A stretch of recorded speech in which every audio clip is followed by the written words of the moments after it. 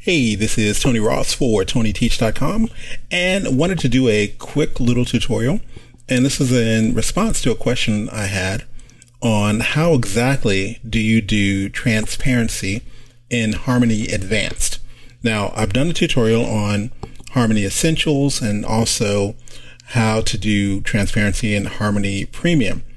But the reason I hadn't actually done one in Advanced is, well, basically, Harmony Essentials and Harmony Advanced, they access their effects in the same way, which is just through the Add Layers function. But it did give me a chance. I said, well, let me see if there's something different here. So I downloaded today Harmony Advanced, and there are some things that I was not aware of. So I wanted to share with you real quick how I'm going to do a transparency. So this is basically what we're going to do here. All right, so going to go ahead and delete these, and I'll start from the beginning. Let's grab my ellipse tool and grab a decent color here. And my preferences, I've got autofill on, and I've got a 0 stroke. Let's go ahead and add drawing layer. Call this circ 1. Click add, and let's do circ 2, add and close. All right, so first little circle there. Just going to hold down my shift key and just click and drag out a circle. Because I'm not using any line, you're not going to see that until I let go of my mouse. All right, there we go. And on my other layer, let's grab blue, and I'll click and drag out another circle. All right, so now what I want to do is I'll make the second circle, our blue circle, I'll make it transparent. So I'm going to click on my Add Layers button down here at the bottom, come down to Effects, and go to Transparency. And if you look instantly, it's already transparent, and that's because the default setting is set at 50% transparent. Okay? So let's change that. I can simply double click on the star. It brings up layer properties. So there's 50% transparent. Now, this is possibly where people can get confused. So if I want to say transparency 0 and click on close, 0 transparency means there is a 0% chance that this is transparent, which means it is opaque. All right. So we'll double click on this again. And at the same time, 100% basically means it's completely transparent. So let's do something like 85. Okay, so you can see it a little bit there. In addition to this, you can also animate this out. So if I decide to extend both my layers, so let's do F5 to extend the exposure. And what I can do is on my transparent layer, or my little filter layer, I'm going to drop in a keyframe, F6. And let's say we'll go out to 40. And I'm going to double click our little star here. And I want to go into our little Bezier editor here. So it's on 0. One particular point, actually it's about 85% there.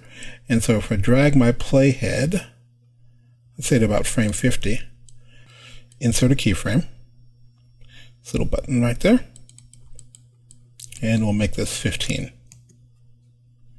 Okay, so now if I scrub the playhead, you can kind of see what's happening with the transparency there. You can also, let's see if I can do this, do a little bit of easing.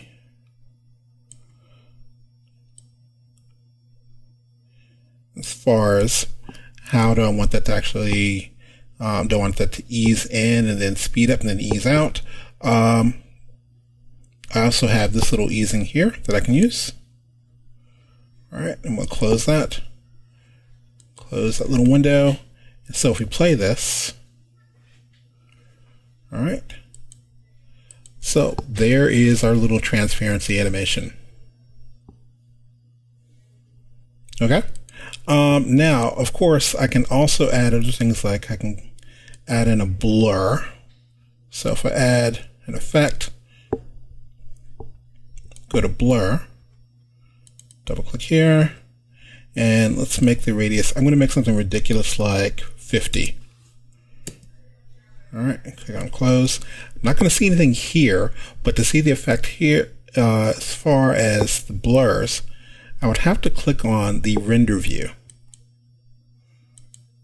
All right, and so there it is, blurred out. Almost looks like a little spray paint can there.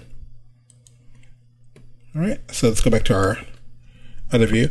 I can look at this a little bit better. I'm going to drop in a little color card.